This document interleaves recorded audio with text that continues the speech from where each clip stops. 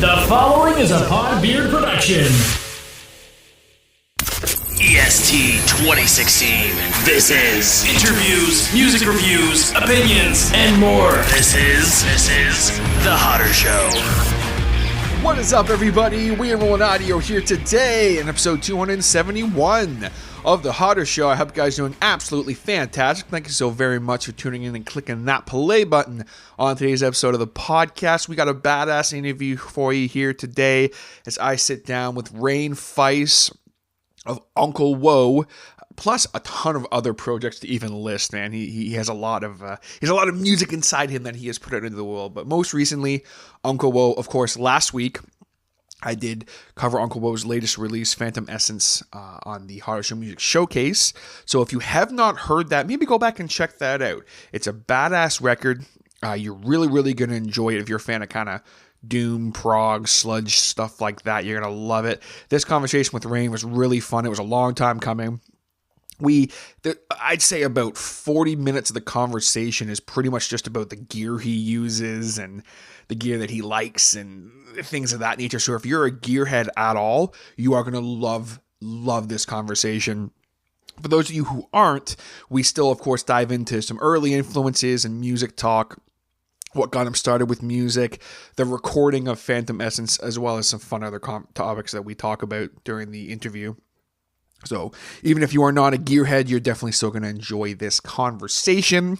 Rain was a fantastic guest, and Rain, I thank you very much again, my man, for coming on the show. It was a long time coming. Next time we have a chat, it will definitely need to be in person. Before we jump into that, I, of course, want to say thanks again to everyone who checked out last week's episode of the show, again, in which I did do a Hotter Show Music Showcase on Uncle Woe's Phantomescence. And again, if you didn't hear that or you haven't heard Phantomescence, maybe go check it out, because this interview will be a little bit more enjoyable if you know at least that part of his repertoire a little bit. I think it makes things a little more enjoyable. But of course, before we jump into that, I want to take a quick second to remind everybody out there who has a beard, or maybe if you know someone who has a beard, that the Meanest Beard Worldwide Contest of 2020 is on now, being hosted by Mean Beard. It is a fully online competition. It's mostly, obviously they're looking for a great beard, but it's mostly the story behind the beard, who you are as a person. You know, it's not just, oh, you have a great beard, you win the competition. That's not what this is. They're looking for someone who really defines what mean is and what the company stands for, standing with purpose, you know, fighting for what's right in the world, things of that nature. That's what it's all about. If you are interested in entering the contest, or if you think you know someone who should enter, send them the link to meanbeardco.com. That's meanbeardco.com. Have them enter the competition, and they could be 2020's Meanest Beard Worldwide Champion, which is going to be no small feat. There's already been some badass entries so far. They will start getting posted on social media and on the website on November 15th. So keep an eye out there, but the contest is going to be open till the end of the month. So again, meanbeardco.com, check that out. And we're ready to jump into the show here. But before we do, we're going to hear a quick word and learn a little bit more about Mean Beard. Let's check it out. Hey man, is your beard dry? Got some major itch going on, or maybe you are a sufferer from the dreaded beard dandruff. If this sounds like you, I've got the solution. Make your beard the meanest it's ever been with Mean Beard. Mean Beard is an exceptional beard care line offering the world's meanest beard oil, beard balm, both of which come in 5 different scents. They also offer a one-of-a-kind beard enhancer, Mean Whip. Their products are specially formulated with the richest natural carry oils and the finest ingredients to help you grow a glorious, healthy, and full Mean Beard. Proudly made in Ohio, USA for the meanest beardsmen. Now, I personally have used these products for over 3 years, and I can tell you without a shadow of a doubt that they are amazing, and it has truly helped my beard so much. Not to mention that the people responsible for this company and behind this company are freaking amazing human beings. Can't say enough great things about them. Check out their beard care products, combs, and swag on the web at meanbeardco.com. That's mean, M-E-A-N, beard, B-E-A-R-D, co.com. When you go on there and check out, be sure to use my code MB15TJH. That's all uppercase MB15TJH. And you'll save 15% off your order. 15%. What are you waiting for? go on there right now. And while you're at it, be sure to check out Mean Beard on Instagram, as well as join Mean Beard's community on Facebook. And always remember, folks, it's not just the beard, it's the attitude. Gang, this has been a very highly anticipated interview for me, and it's finally happening. I have been covering this guy's music on my show for quite a while now. He was one of the first, I remember one of the first bands that I actually covered on the Hardest Music Showcase, like the third one I ever did, which of course was a Binary Ward, but you also may recognize him from last week's episode, in which I, of course, covered Uncle Woe's Phantomescence, and as well as I covered another project that he was in, and I'm drawing a blank on right now. I literally just had it in my brain and it's completely gone. He does a lot of stuff, folks. He's a busy cat, multi-instrumentalist, very talented dude. I'm so happy to welcome on to the show. Rain, how's it going, man? How are you? Not bad. Thanks for having me. We have been talking about doing this for a long time. Yes, I think at least 3 years, I would say. Yeah. Well, it figures, you just moved an hour closer than we were to each other before, and then nobody's outside anymore. Yeah. So it's like, oh, maybe we can get together. And that was one thing I did think about too when I moved a little bit closer. Once I realized like how much closer you were, like we were talking I think late last year, and it was like, oh yeah, you're not that far from me. You're only I think an hour and a half or so away from me. And it's like, oh, that's not that bad. And then, like you say, now no one's allowed to leave the house. So we got to make do. Yeah. It's funny how that works. But like I was saying there in the intro, I mean, you're someone who, I mean, just to kind of dive in head first, I've been essentially following your career since 2009, which was when I was introduced to you, because kind of the worst kept secret that I've had anytime I'm covering your music is that we are actually related. You're a cousin of mine. So I was introduced to the record you did with this Cosmetic Autumn, Novella Minor. And I was just listening to it today, by the way. I still do listen to that record quite a bit. I always really enjoyed it. And I was just like, okay, cool. Like, this is your cousin's record. You should check it out. And I can't remember who showed it to me. I think it was either my mom or an aunt, or I don't remember who showed it to me. And I was kind of not sure what to expect. And then I turned it on, and after the first two songs, I was like, okay, I'm in. This is really, really cool. Oh, yeah. I remember when you got that album, and yeah, that was a while ago now. That's 11 years ago, I guess. Yeah. Crazy how fast time goes.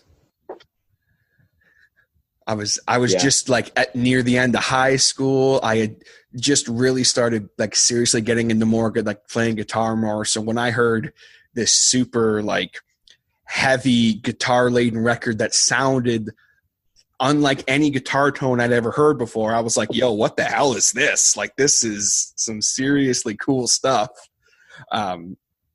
And then it's from there, obviously you've done a ton of other stuff, which obviously we're going to dive into here. But I'm curious, one conversation you and I always have, we always love to chat about gear and tone and things of that nature. Once we started communicating regularly, that's pretty much, I'd say, about 90% of our conversations is about tone and gear. So I'm just wondering, when did you start really diving in head first into playing guitar, and when did you really start? Because as long as I've known you, you're someone who's always on that quest for that perfect tone. You're always switching around amps, and you're trying different things, and you've always got really cool gear. When did kind of all of that start for you? That actually started with this Caustic Autumn, recording Novella Minor. I was a late bloomer getting into gear, because I'd been playing when this Caustic Autumn was together and we were recording Novella Minor. I had been playing guitar for I want to say about 15 years at that point, maybe 16 years. And the tone, the gear bug and tone chasing and stuff, it never really got me until I was recording that album. And the amp that I had, so I guess a little bit of a backstory. A couple of years before that, I lost pretty much all of my possessions, and it's not really that interesting, but I had to start from scratch, and I bought a Line 6 half stack Spider 3 to get me going.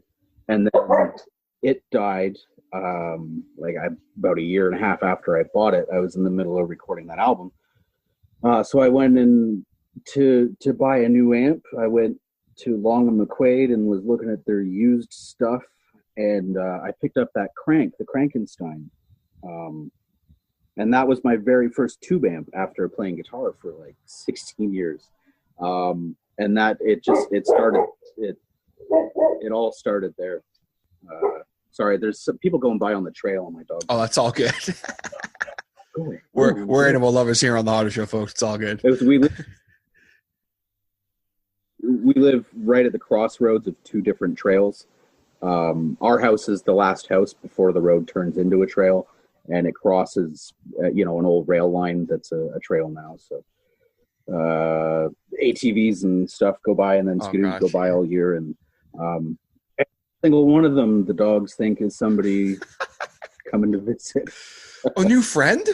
No, that's got to get really old really quick. But also, it's probably has its beautiful spot. It's probably a beautiful property in that, I'm sure, too, where you're at. Yeah, I absolutely love where we are right here. It's great.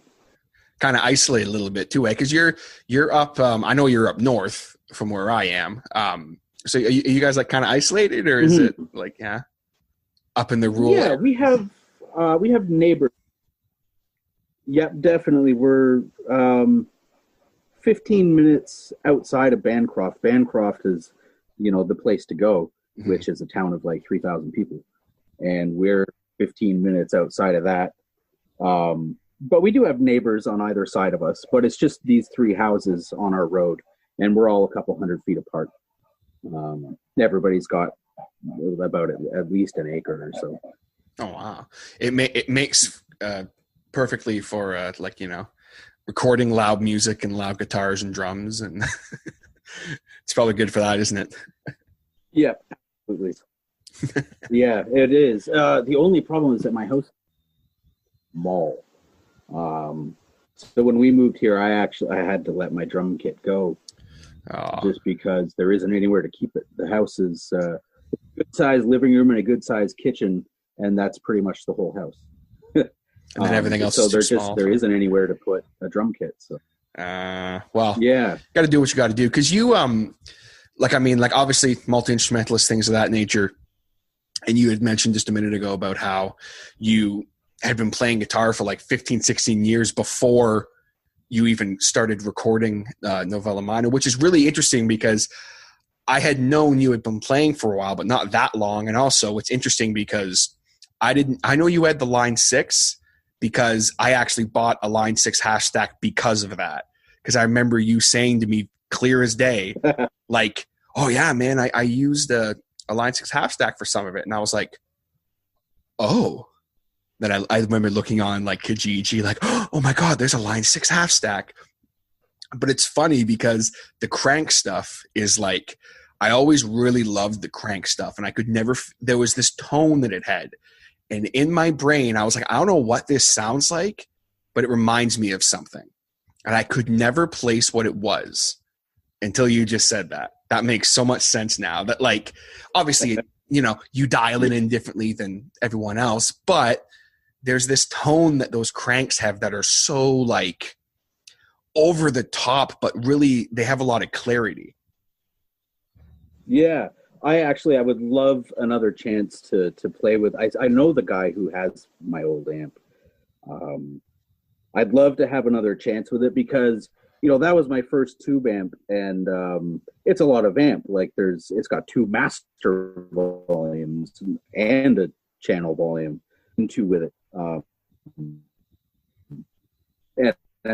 I just kind of, I just fiddled with it until it sounded good and ran with it.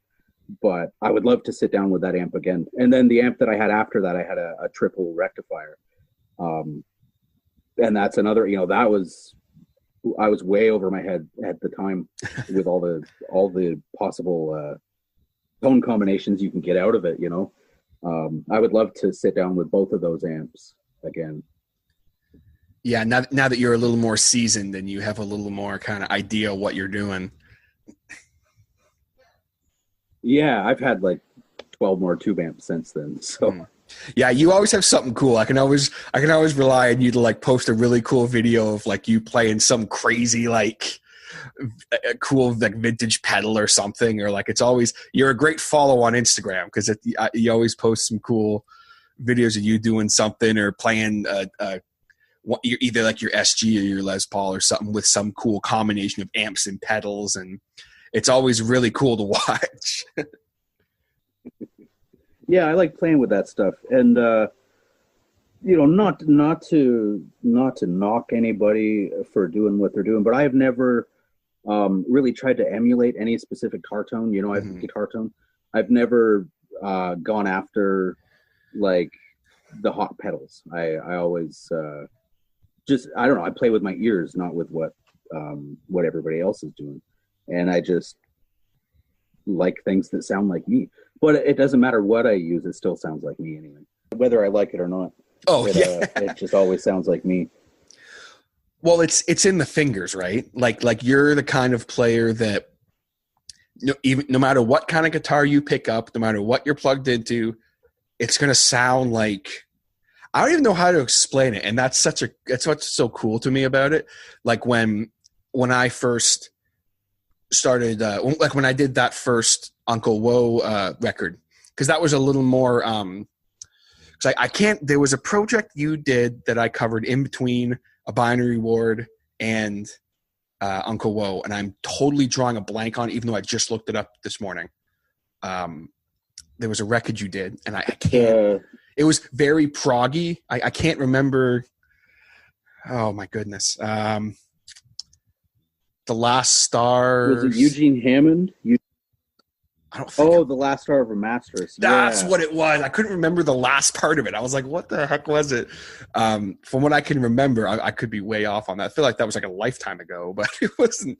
But when you did Uncle Woe, it was kind of a little more, because from what I remember, the last couple of projects you did were, they still had, obviously it was you, and it had that same level of intensity, but Uncle Woe was kind of more like, you're like, okay, this is like doom prog sludge, like that's what this is. This is kind of a little more I guess like off the deep end almost with the heaviness. But when I did the showcase of that first Uncle Woe record, my buddy hit me up, who's a huge tone freak, and he's like, what the hell is he using? Because it sounds freaking awesome. And I'm like, man, I'm going to be honest with you. That's all in the fingers. Like, that's, no matter what you do. And most guitar players are like that. Like, you pick up a guitar, it's going to sound like you playing it. But there are some people that just can't put your finger on what it is. It could be, some great players have their signature thing. It's like, Billy Gibbons from ZZ Top likes to use a peso instead of a normal pick. James Hetfield uses all downstrokes and likes to use his neck pickup. Like, it's, everyone has their thing, but Kirk Winstein has his metal zone. You know what I mean? Like, everyone kind of has their little thing, but that's what's interesting about kind of watching your tone journey over the years. Because it's like, no matter what, whether it's a orange Jim Root number 4 or it's whatever you're using now, it still sounds like you, because that's just, you pick a guitar up and it just sounds like that. It just sounds like this dark, controlled, chaotic sound that still is very clean and articulate, and you can still make a guitar sing when you want to, It's funny how it works. I've been so on the fence with it for a long time, like sort of fighting against the mindset that tone is in the fingers. I think because tone being in the fingers invalidates all the money I spend on amps and pedals. But it's true to a lot of extent, because like I have 2 amps right now. Well, I have 3, but one of them's broken. So my 2 amps are completely different from each other. And then I have 3 or 4 distortion, like fuzz and overdrive pedals. So I have all these different things that sound completely different from each other. And then I start playing and it just sounds like me, no matter what, no matter what pedal combination, and, you know, seasoned to taste. It's just like, this one's a little tighter, this one's a little woollier, but it still just sounds like me. Even when you pick up an acoustic guitar, it's still like you're a fantastic player, but yeah, it just sounds like you. There's no, and that's something that I always was, the thing I realized today as I was kind of thinking about it, like, I'm like, with me, I will pick up a guitar. I mean, I'm a bedroom, you know, drop D style chord basher. Like I'm not like writing or anything, but like if I sit down and pick up a guitar, I can make it sound how I would want it. But like, I'm like, okay, it sounds like this player's tone or this player's tone. Whereas someone like you, it's like, there is no mistaking a riff that you have written, or like, even like I was saying earlier, I went back today and was listening to the Novella Minor record, and like listening to that compared to what you just dropped, you know, with Uncle Woe, it's like, you can still tell it's you.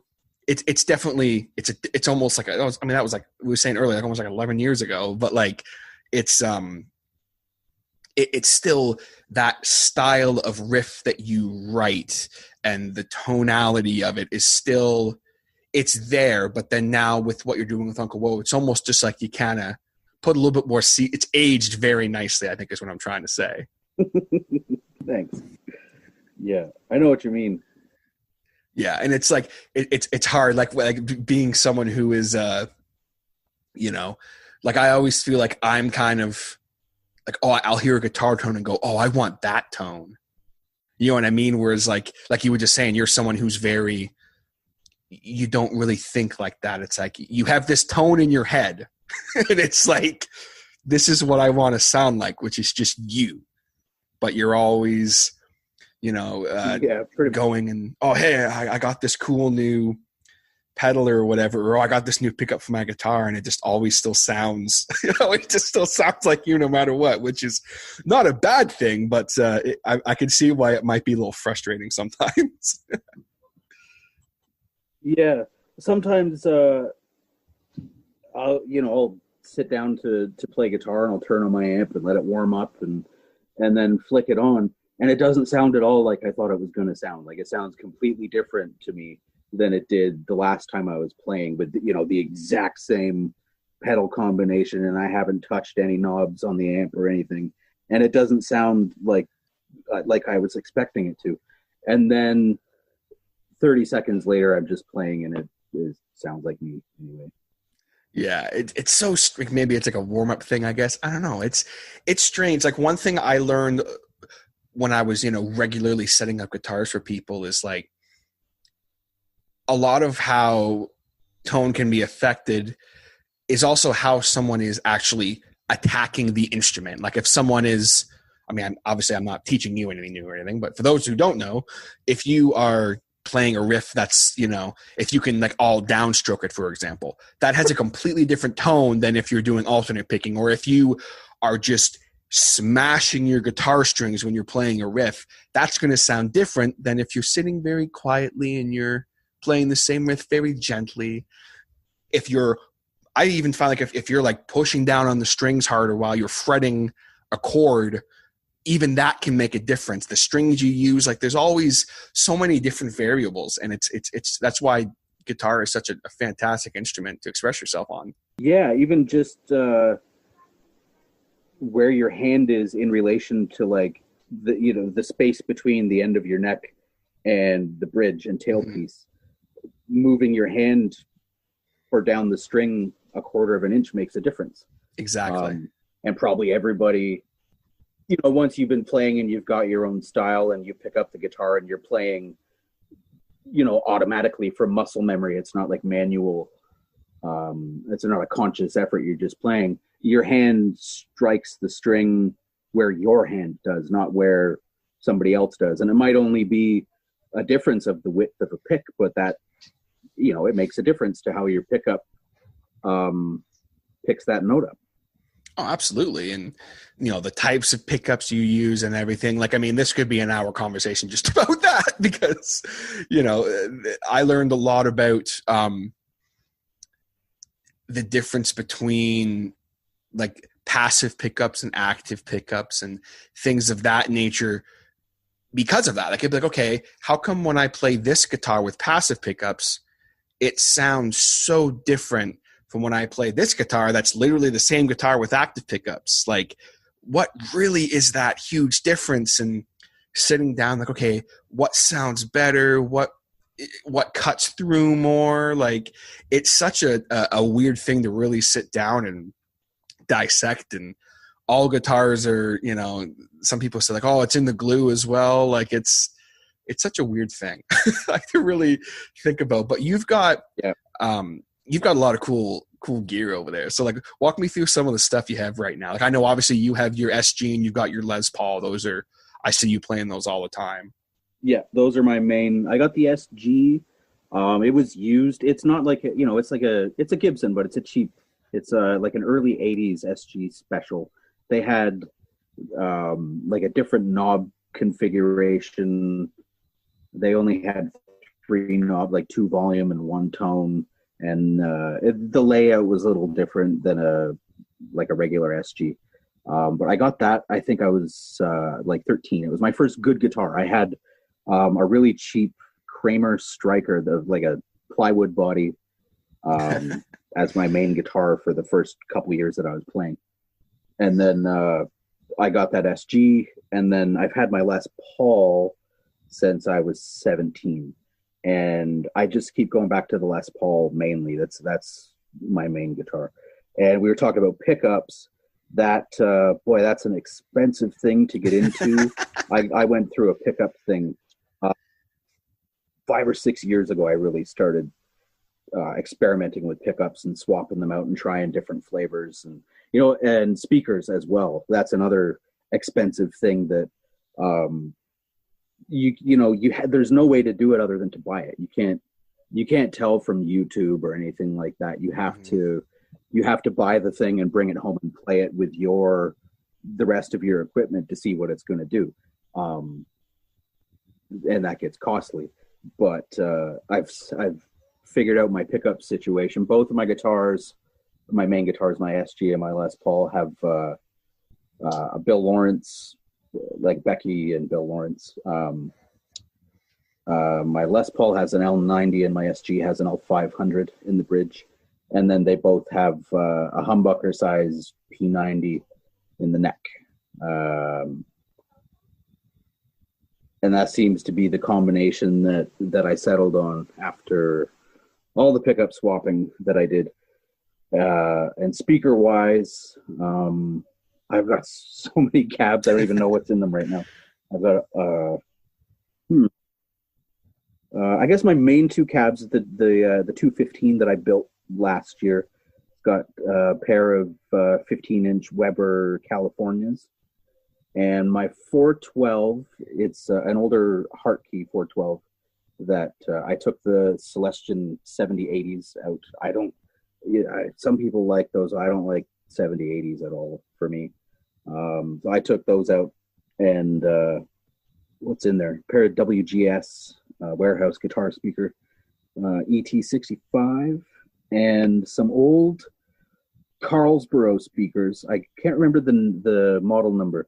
That they're apparently made by Fame, and I can't find any information to support that or contradict it. But you know, looking at them, they've got the aluminum dust cap, and I don't know, maybe, but they're a great sounding speaker. So whatever they came from, I dig them. That's awesome. And it's definitely like, hey, it'd be cool if they were, but like, regardless, they sound awesome. So that's all that really matters at the end of the day. That cab you built, what would you build that out of? I'm just curious. It's Baltic birch. Okay. I didn't have, I just couldn't afford to go 3/4 inch. So it's 5/8. Okay. 5/8 Baltic birch.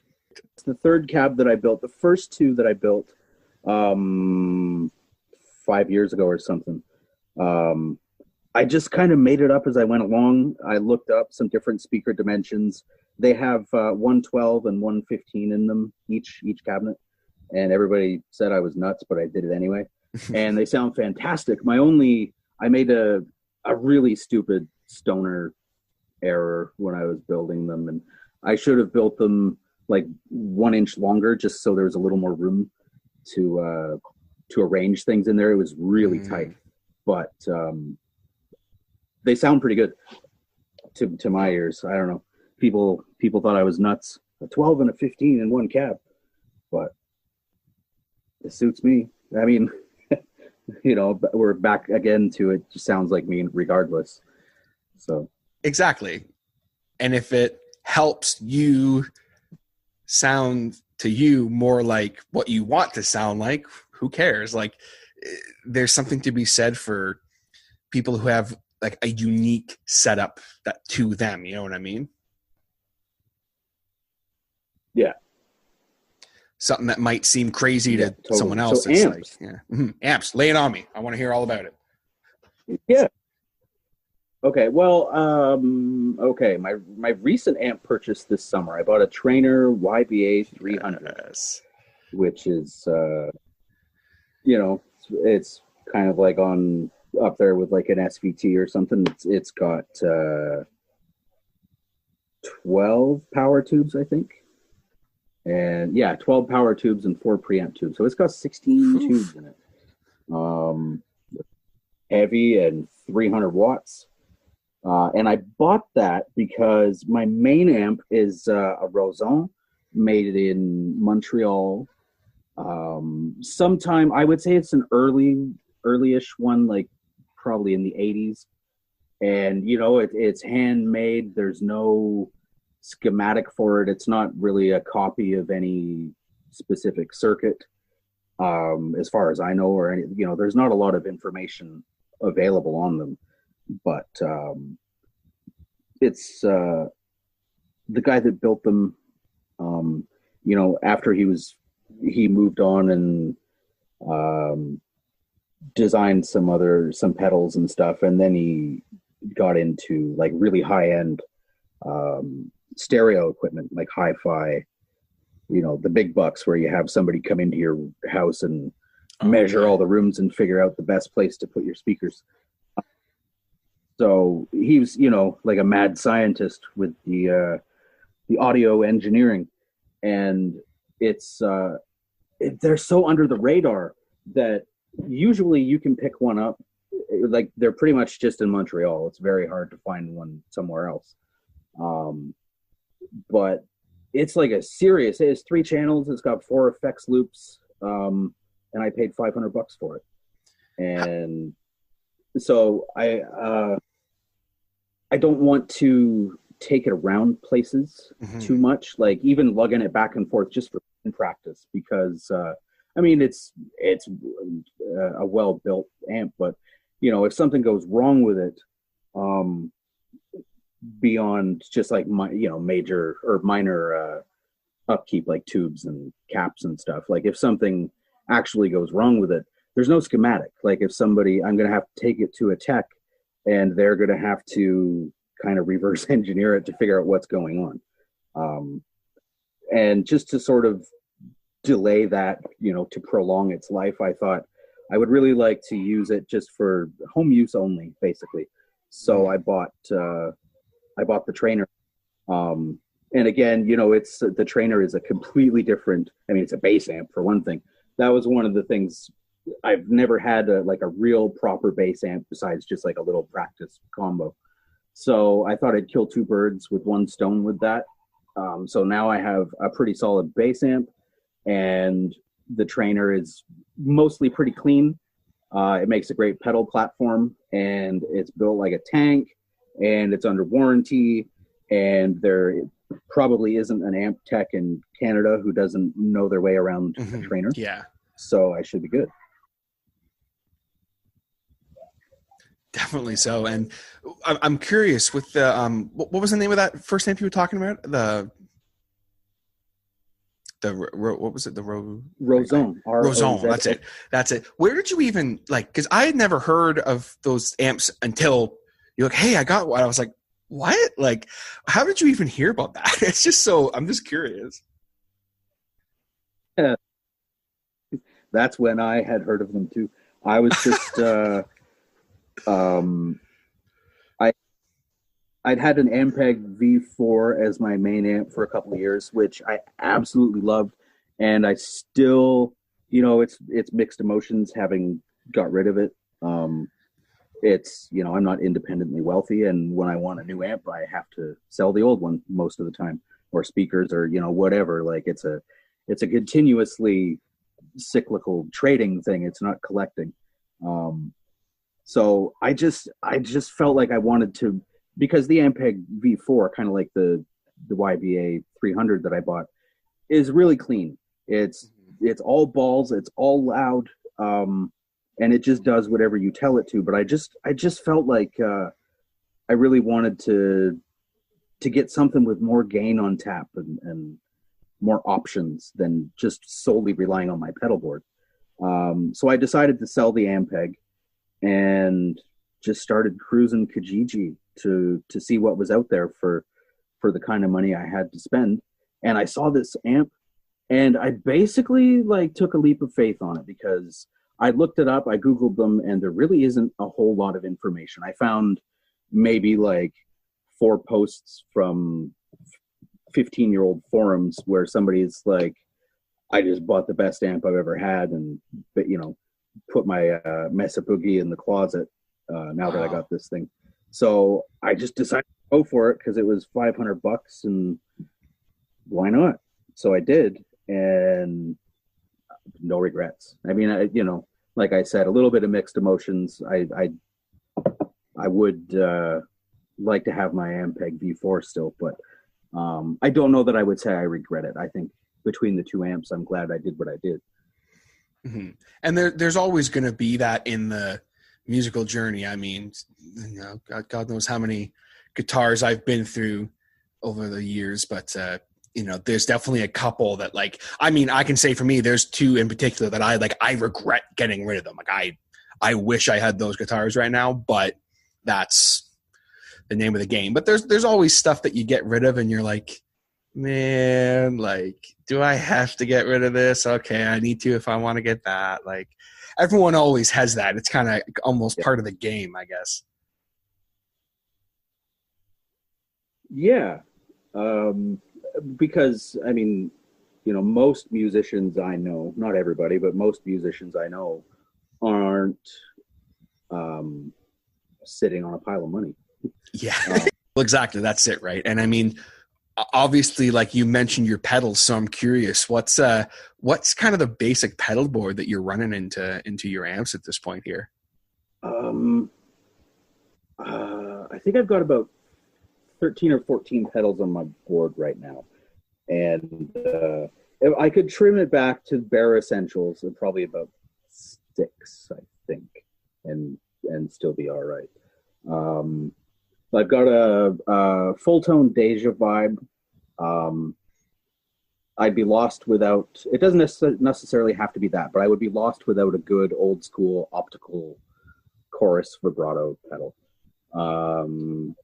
I've got Blackstone Appliances MOSFET Overdrive, which is another really under the radar thing. It's a guy in New York City, I think. He's been building, I think that's the only pedal he offers or ever has offered. And he's just kind of revised it over the years, changed the enclosure shape a little bit. But it's a fantastic pedal. And it's one of those things that, nobody has ever heard of it. And if you recommend it to someone, they're going to be like, yeah, okay, because they've never heard of it. But it's a and I've got a clone of a Meathead Deluxe fuzz pedal made by Super Electric in Ireland, and it's a pretty great pedal. I had a different clone of a Meathead before that was like a standard one knob fuzz. But like I was saying earlier about how every time I flick on my amp and start playing, it sounds different than I thought it was going to.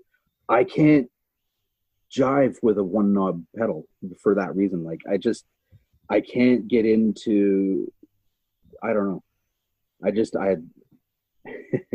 I like pedals to have more options than that. You need more than just the volume. The Kuro, yeah, it just doesn't cut it for me. Like, I'd like to have a go with Earthquaker Devices Acapulco Gold, but again, that's just like a one knob thing. So I would be more inclined to go for a clone of it that somebody has, put a toggle that changes resistor values or something. I don't know.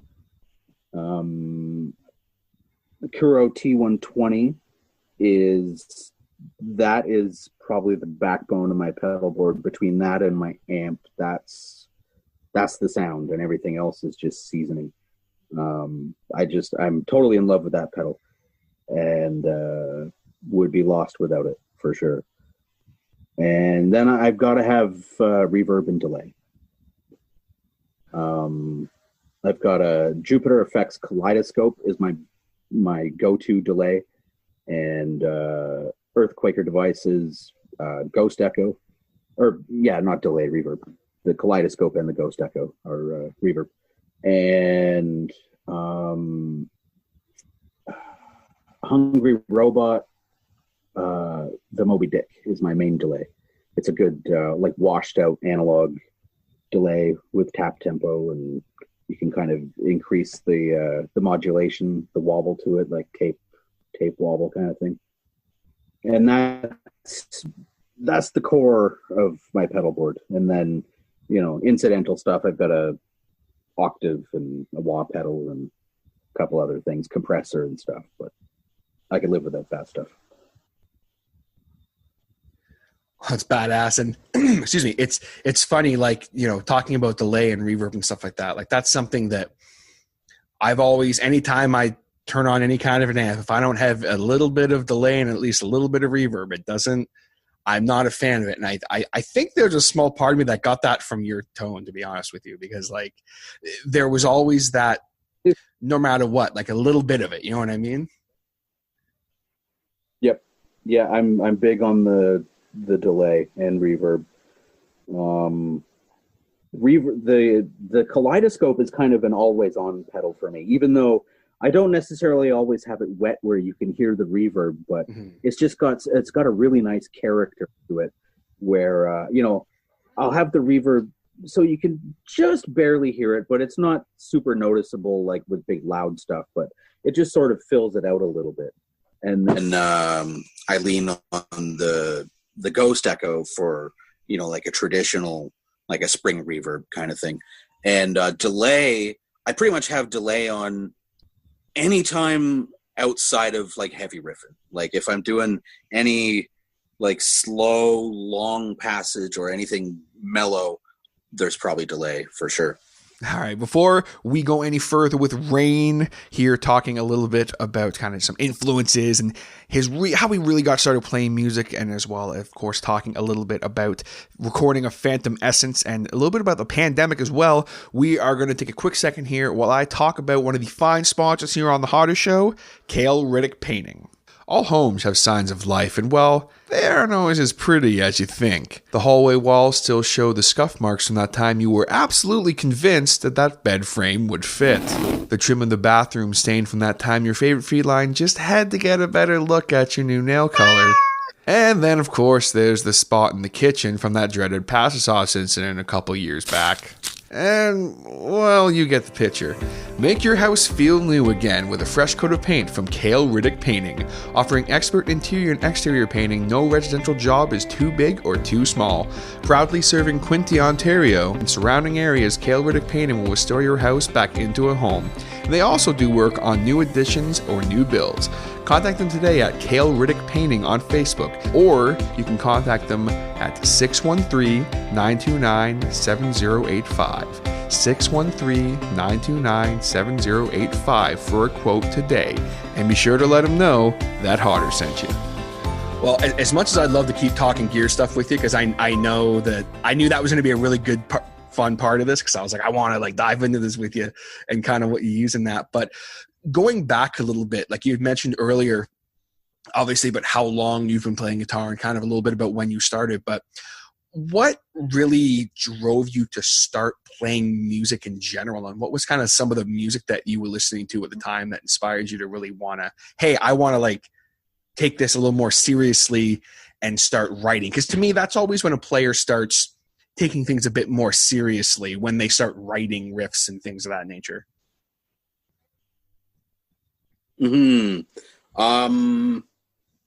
Probably I was into Nirvana and Metallica at the same time. Nirvana was absolutely my favorite band in like 1992 to 1990 later. I don't know.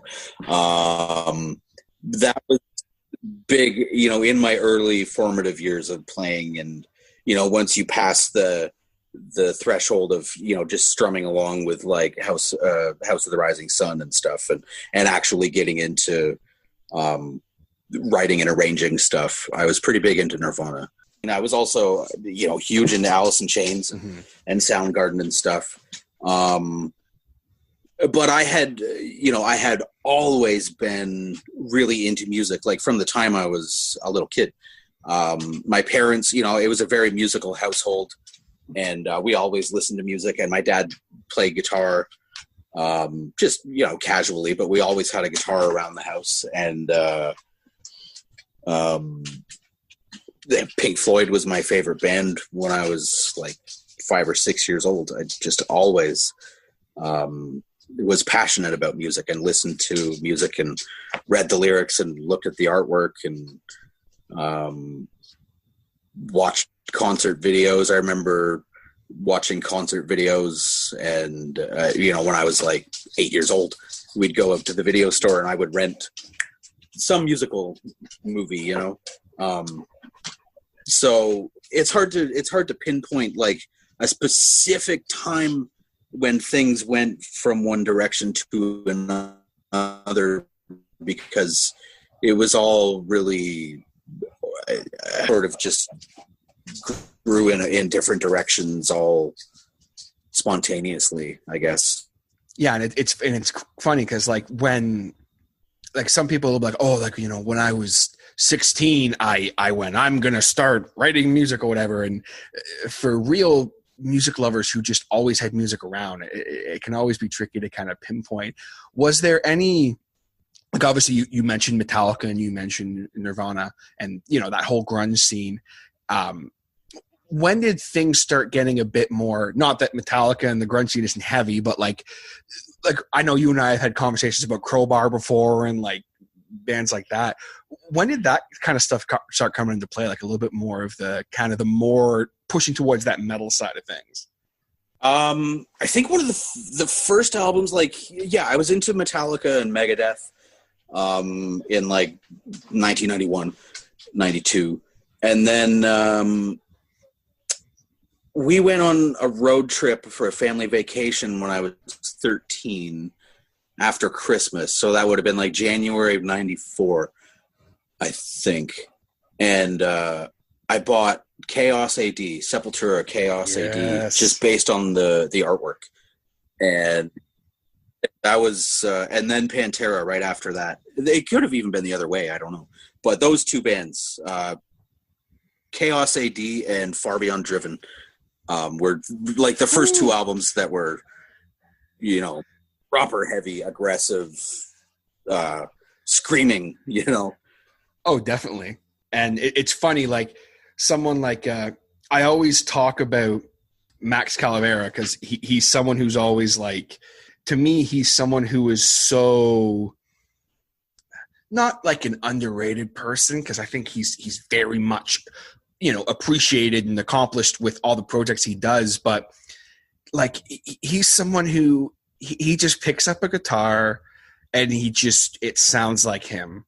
as well. Like we were talking about that earlier with you. Like just he's someone who he has such a unique way that he plays. Some people have said he's not even that good of a guitar player. It's like, I mean, he doesn't really have to be. Like he has riffs that just kill and murder.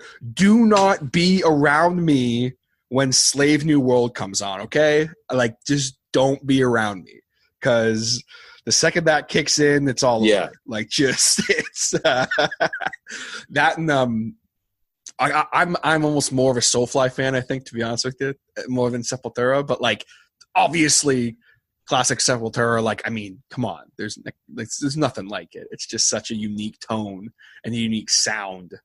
Yeah, Roots is sort of where you can hear the branch off into Soulfly on Roots. That was to do something outside of what they had been doing. That was a pretty big departure. But like you were saying, it still sounds like Max. It doesn't matter if it's Sep or Soulfly or Nail Bomb or anything. It still sounds like Max, but different. Exactly. And it's funny because like when I got into Max Calavera, like I didn't know Sepultura at all. I got into him through Soulfly. Like I heard Prophecy. That was the first song I ever heard by Soulfly, which is a lot of people's stories. And I was like, what the hell is this? Like what? Like, and to then go back in his catalog and be like, oh, like Sepultura is a full on like thrash metal band, especially in the early days. But then like you're saying with Roots, like that was such a, like when people talk about like new metal and that kind of style of metal, whatever you want to call it, metal that has a bit more bounce to it, groovy kind of stuff. Yeah. Like to me, not a lot of people talk about Roots. Like they'll be like, obviously it's a legendary record. Everyone talks about how awesome it is, but like there is a certain bounce to that record at times that like is so, it's like there's a lot of stuff of that era that I don't really, especially like the song like Roots, Blighted Roots, obviously like that song is just, that's another one, man. When Roots comes on, get away from me, because I'm gonna start losing it. But it's funny. Pound, yeah, coming in, 3/4 of the way.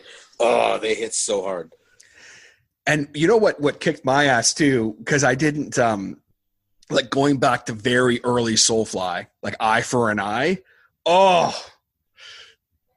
Mm-hmm. Like just like him coming back out of because I think Eye for an Eye was the song he dropped when he came back, I think, if I'm not mistaken. I know it was on the first Soulfly record, but I can't remember if it was the first single he released or there was it was either Eye for an Eye or it was oh goodness, I'm drawing a blank. But regardless, I didn't really start really diving into his catalog until like somewhat recently. And like when I heard Eye for an Eye, I was just like, yo, what the hell is this? Like obviously I had heard like Jump the Fuck Up and like Prophecy and all the kind of classic Soulfly stuff, but to go back and listen to some of that early stuff, and then also what they're doing now, like they're like one of those bands that they just keep getting better. They went really heavy there. They went like very death metal-y there for a little while, but they've kind of gotten back to their roots a little bit, pun intended.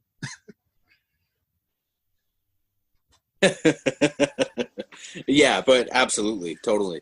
And they're one of those bands that can cover a lot of ground in one album, even though the album will have its own kind of flavor to the whole thing.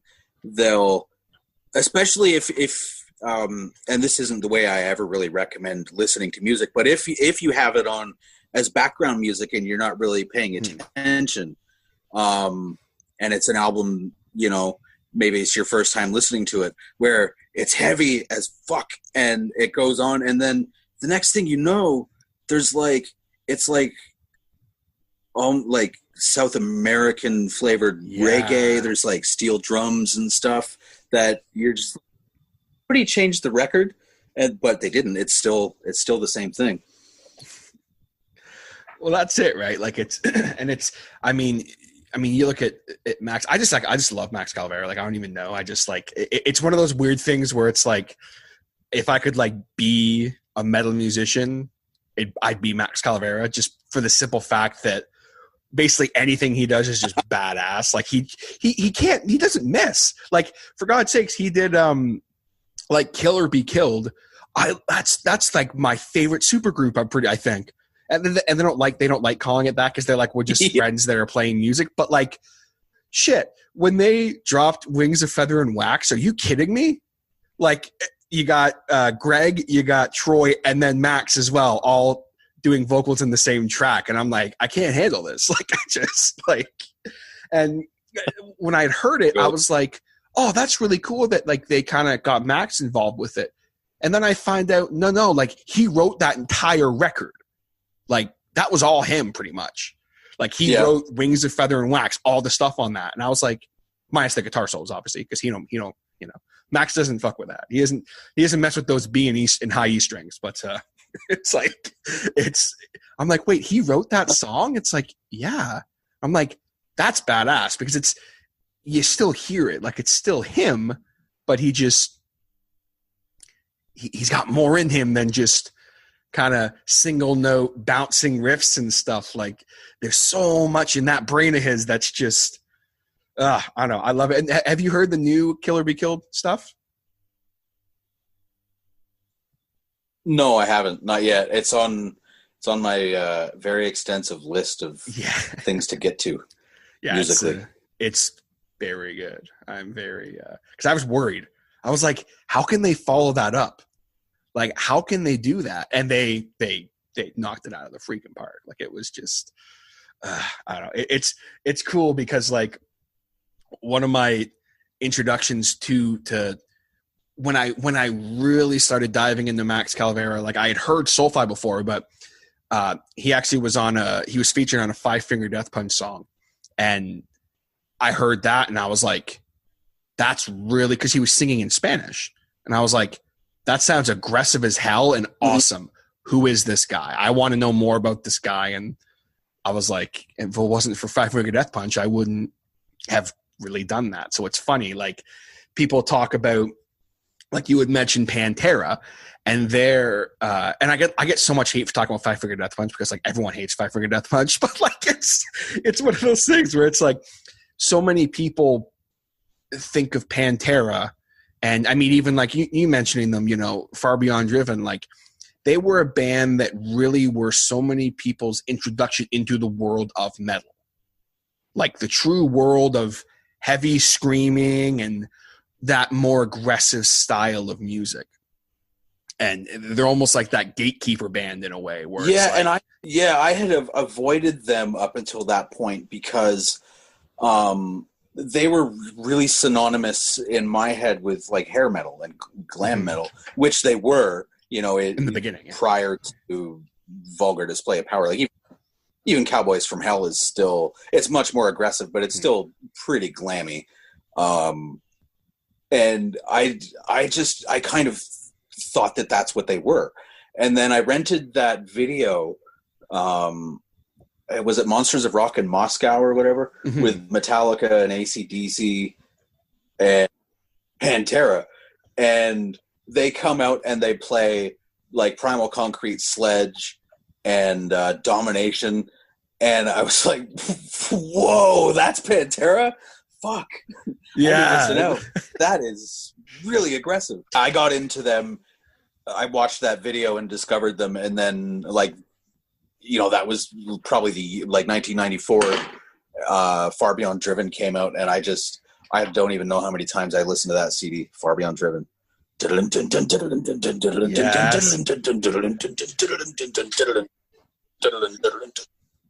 that was, a whole, not that, like, Metallica is heavy, straight up. Like, Master of Puppets and Justice for All, the production, I'm not huge on the production on Justice for All, just like everybody else isn't. But, if you took that album and just tweaked it. Like, it is heavy. You know, Metallica, like The Thing That Should Not Be off Master of Puppets, you know, they were heavy. But Far Beyond Driven was different. That was like a different kind of riff. Like, it was ugly and still articulate and precise, but so nasty. And that absolutely, like you said, that was the gateway to the rest of heavy metal for me, outside of thrash. Definitely. And like, it's funny now because like people will, because like I'm someone who I make that comparison a lot to like bands like Five for to Get Death Punch, or bands like there's a bunch out there right now that like they kind of toe that line between, they'll have like some aggressive songs on the record, but then they'll have like a cover of like something, and it's like some people are like, oh, that's lame, bro. Like, but I'm like, look, like there's kids out there that hear that and they're like, oh, this is kind of cool, and then holy shit, why is he screaming at me? And oh, this helps me release anger. Oh, who's this Rob Halford guy that's on this song? He sounds cool. Who's this guy? Oh, Judas Priest, cool. Oh, who's this guy on this one? Oh, Jamie Jasta, Hatebreed. What's Hatebreed? Max Calavera, what's Soulfly? Like, you know what I mean? Like, just there's such it's a great introduction into different things. And I mean, for me, like, if it wasn't for me listening to bands like Pantera and stuff like that, I wouldn't have gotten into, you know, Crowbar and like Lamb of God, and the list goes on and on and on, of that more aggressive style, because it was more accessible to me. Like when I heard, obviously, Walk, because that's, you know, that was most people's introduction to Pantera. I was like, okay, yeah, this guy's like yelling at me, but it's not like that scream. You know what I mean? Like it was like a slow introduction into the world of, hey, I'm going to scream at you for 3 minutes. You know what I mean? Like it's when you're not used to it, it's a bit of a wild concept. Walk would be a good, you know, because that was sort of when Phil was transitioning, like the really high vocals were gone, and he was, you know, they were transitioning into what they became with Far Beyond Driven and Great Southern Trendkill. Which, I mean, you know, those two albums are not a good place to start to like try to get into heavy metal, probably. Like Great Southern Trendkill is a, you know, a really aggressive album. But even Vulgar, like, I mean, I like my favorite Pantera song on that, you know? I listened to Vulgar Display of Power a million times back in the day, but not so much these days, I guess. Definitely. Like, you can still appreciate a record and not, you know, like my favorite record of all time is that Dirt by Alice in Chains. I have a vinyl of it sitting right to my right here, but I don't listen to it every day. Like it's just, I'll go back and listen to it once in a blue moon, just kind of be like, oh yeah, like this is what I loved about it. But you know, you can still appreciate a record, right? Yeah. I don't really listen to Pantera these days. I don't know the last time I put on a Pantera album. It's been a while. But when I think of, I still like Pantera, I guess. Definitely. Yeah, for sure. But I don't listen to. Definitely. So what are you listening to nowadays? Like, is there certain types of music you like to listen to now, or are you kind of just like writing so much that you're listening to your own stuff a lot? Well, I definitely am stuck listening. You know, I did Our Unworn Limbs in 2019, and at the same time, I don't remember if you caught it, I put out like an instrumental synth-based album. I don't really know what kind of music you'd call it. It's, I don't know, like down-tempo, maybe a little bit trip-hop tinged. So I recorded that album like at the same time as Our Unworn Limbs, and then we went straight in, you know, Unworn Limbs came out in December, and we were putting together Phantomescence by late March or April or whatever. So I definitely have spent a lot of time listening to my own music in the last year and a half, having put out 3 albums in that time. But I'm still definitely finding time to listen to stuff. Yeah, for heavy stuff, I've definitely sort of have drifted away from a lot of the heavier stuff that I used to listen to. I don't really go for much fast stuff, I guess. Yeah, more of the doom post-metal side of things.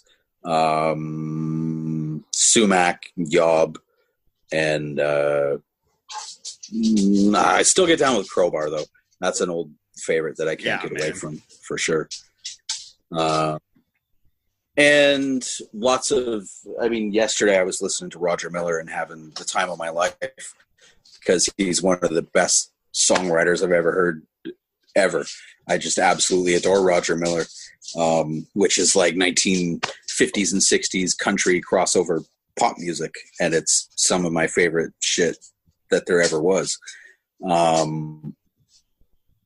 Still get down with Pink Floyd all the time, and Hendrix, and all the essential 60s and 70s. I listen to the Beatles and all that kind of stuff.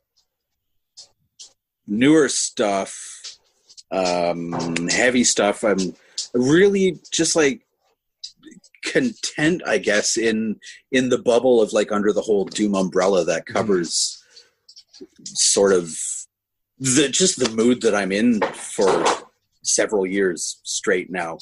I don't know if it's just getting old and slowing down, but I'm finding it more expressive than the fast stuff.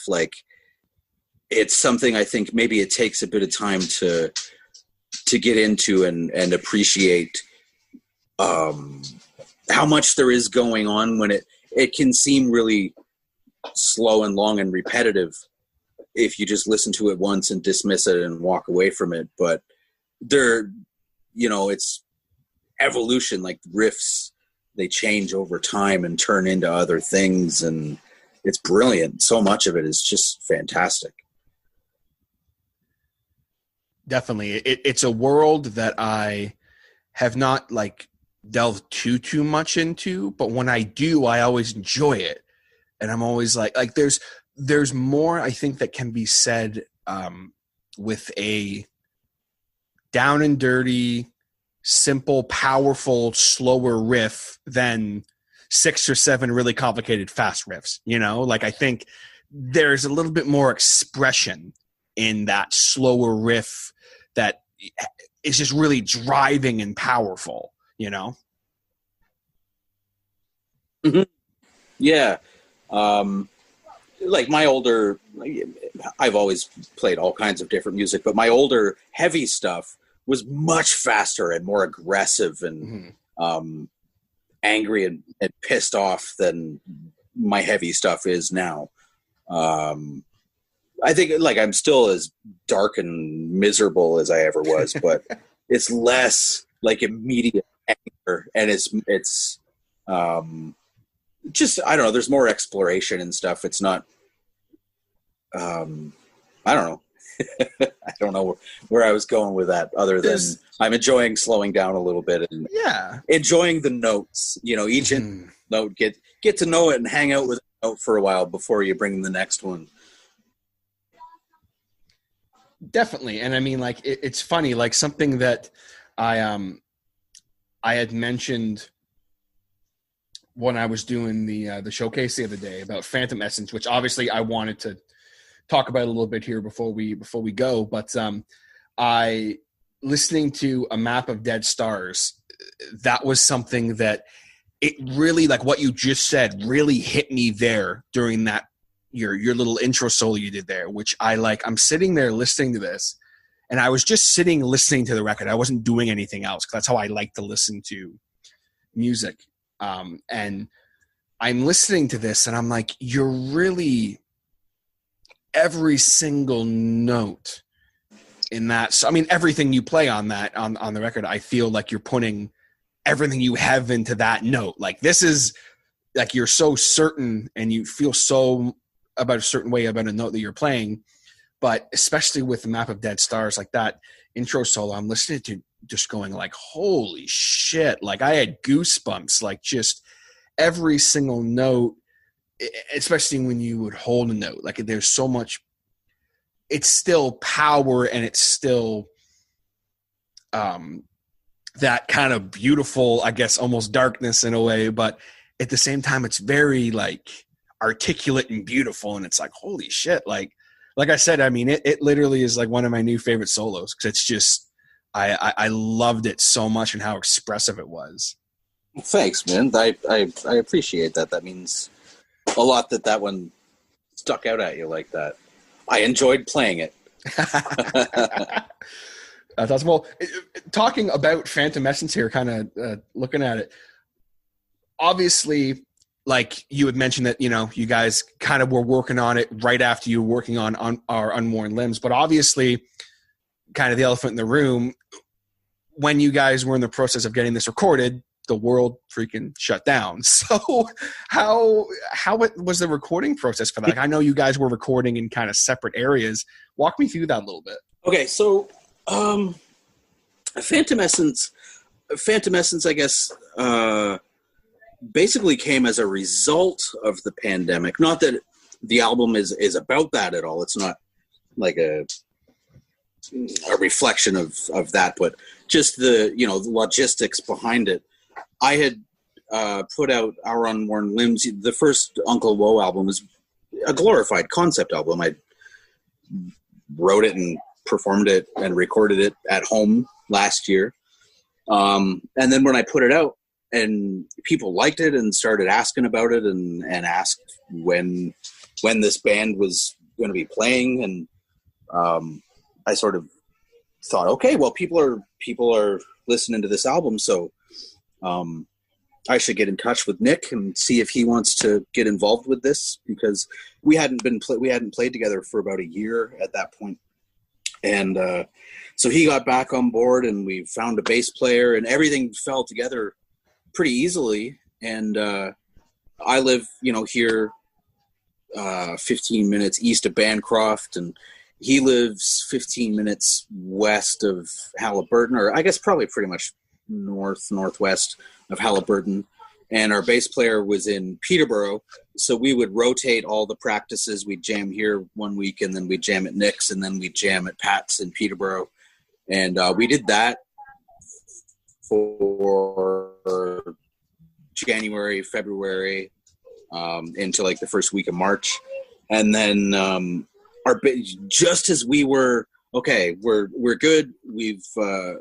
We can get through these albums from start to finish, or this album rather. We can get through this album start to finish without having to stop and relearn passages. So now it's just a case of getting more comfortable with it.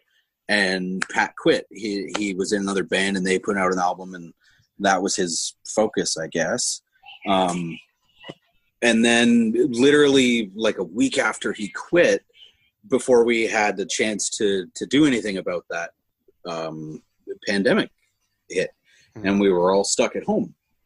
And I mean, Nick and I, you know, that really kind of like took the wind out of our sails. We were both still feeling pretty, I don't want to say devastated, but we were depressed with losing our bass player after spending 2.5 months getting in shape, because, you know, not that this stuff is like meshuggah, like complicated, but it's not 3-chord grunge either. Like, it takes a while to teach somebody these songs. If, you know, when you take on a new member, it's a good couple month process of getting up to speed. Oh, for sure. And we had just done all, and then we just did it, and then we had to start all over.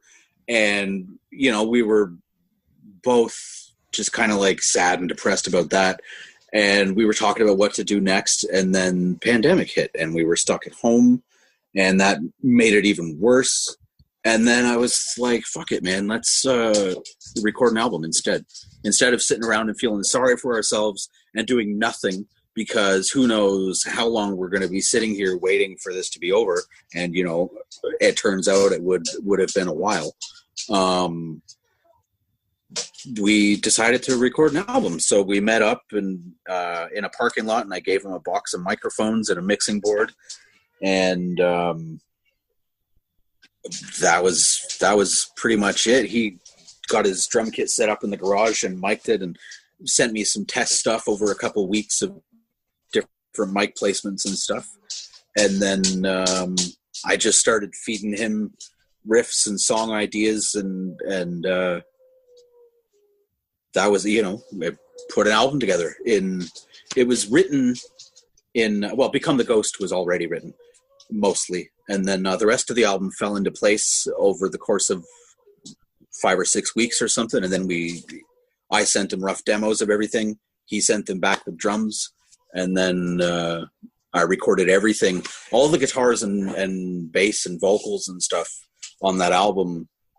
I recorded in a period of about 3 weeks, I guess. Once I had all Nick's drums recorded, and that I could, because I wanted to, I guess, compensate for not being able to get together and jam in person and build this album organically and in a personal way, because we were doing it just emailing files back and forth.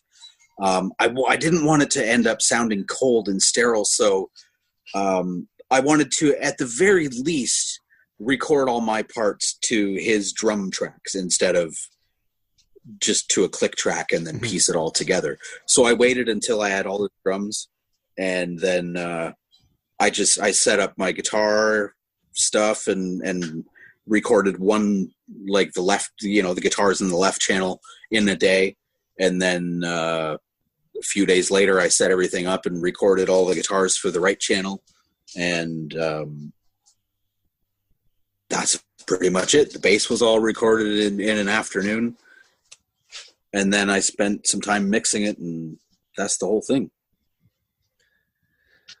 Well, that's something that it's cool to hear the process with that, because that's something that I noticed right away the second I heard it. Like, the production on it is it's so unique in the sense of, like, it's cool to hear that, like, you recorded the one side, then the other side, because I couldn't pinpoint what it was as to why it sounded so, like, it sounded like, obviously I knew there was not just one single guitar track, obviously, but it was almost like each guitar track sounded like 3 guitars were played. Like, it sounds so massive. Like, it was just like, I couldn't pinpoint what it was. That's why I said to everybody, like, you got to listen to it with headphones. Yeah, and I appreciate that, because I prefer listening to music with headphones. It goes back to when I said, when we were talking about Soulfly, and I was like, I don't recommend listening to music just as a background thing. And you were talking about that you like to really listen, and I do as well. Sorry. I like to, put it on and put the headphones on and really pay attention and read the lyrics and stuff. So, anyway, yeah, I record the guitars, like, there basically are 2 guitar tracks plus the solo. But each one is stereo. Like, I record, say, left guitar. So there are 2 mics on my cab, and one is panned hard left, and then one is just left of center. And then I do the same thing on the other side. It's recorded stereo with one mic panned hard right and one just right of center. So even though it's 2 guitars, but they're, each of the 2 guitars is a 3-dimensional point. Well, that's the thing too. Like, even, listening to it with, like, I listen to it in my car stereo as well. Just to hear the difference. And even that, like, it wasn't the same as listening. Like, it's very, and that's why I think the vinyl was so cool too. Like, that's something that you had done, where, like, I had talked about, like, you had done like a limited run of vinyl, and there's a certain level of quality that vinyl has that you just don't get it with streaming.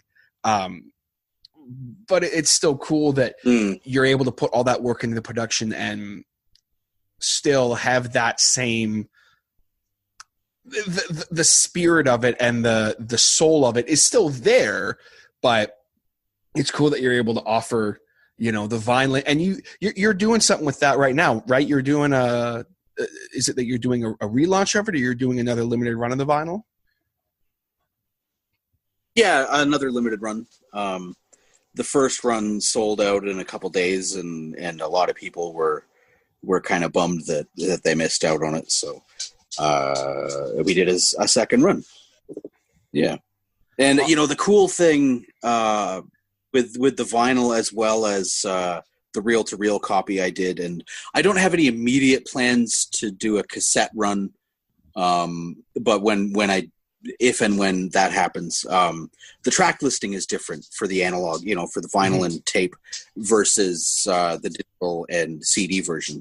Just when I was finalizing the album, I really was struggling to figure out which order to put the songs in, especially because it's two quote unquote short songs at 6.5 minutes and then two longer songs at 13.5. There are only so many ways you can do them that they will fit on analog media, right? It has to be one of the long ones and one of the short ones on either side. So I played with all the different combinations, and I liked it so many different ways.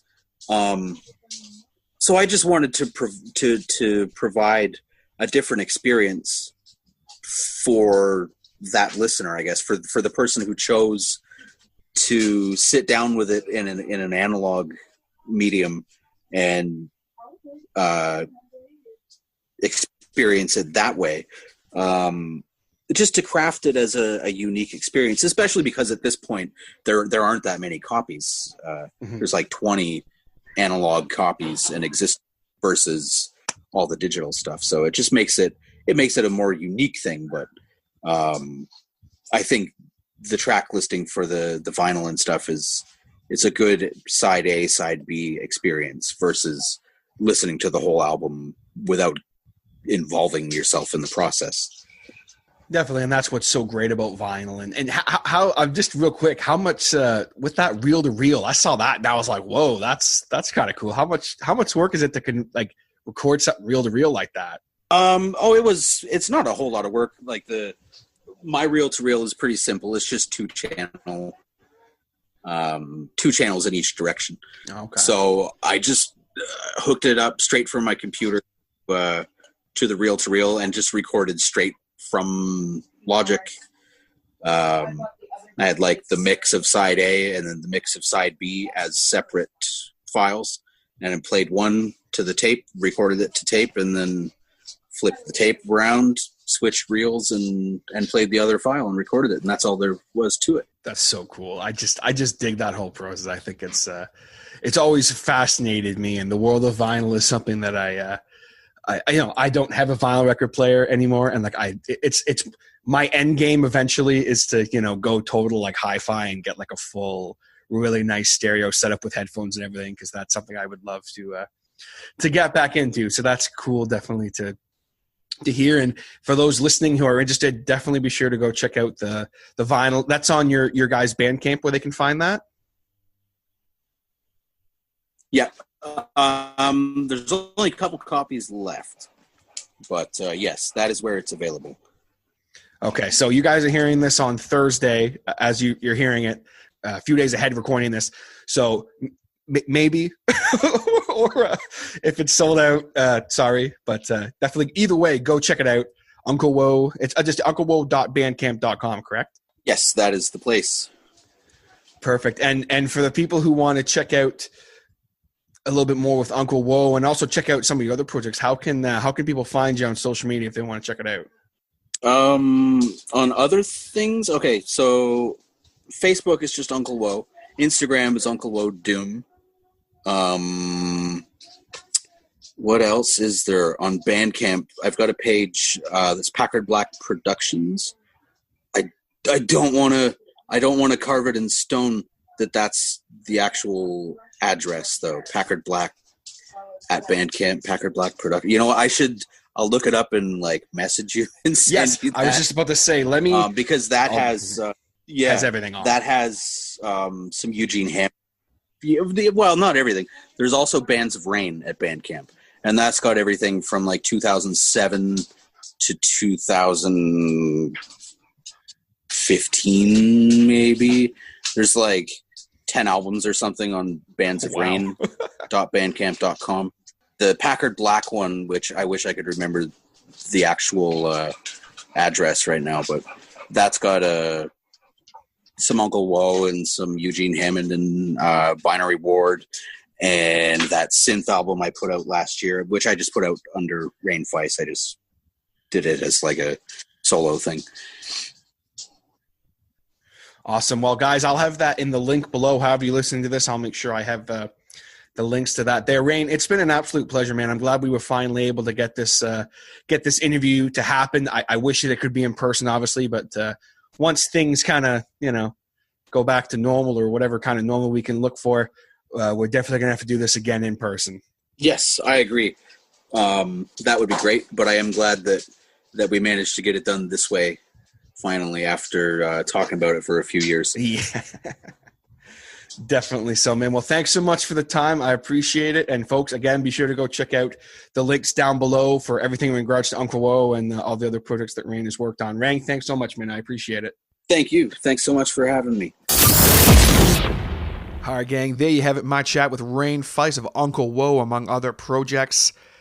I really enjoyed that conversation. It was a lot of fun. We did have some technical issues with there was about a 5-second delay.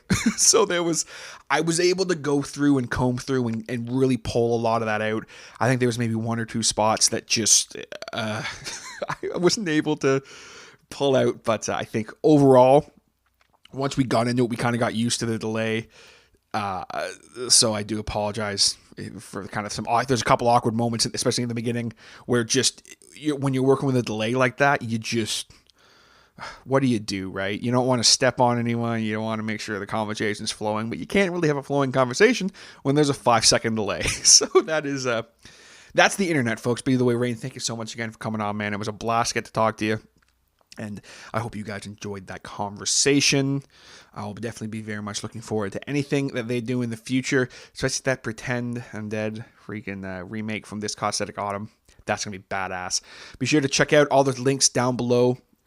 However you listen to this, I'll have all the links to the Bands of Rain Bandcamp, as well as the Picard Black Bandcamp for all of his past projects, and then, of course, as well, Uncle Woe. Go check it out. Again, if you hadn't heard my review, or my showcase rather, of Phantomescence, be sure to go check that out. I just dropped that last week, and I hope that you guys enjoyed it because it's a badass record.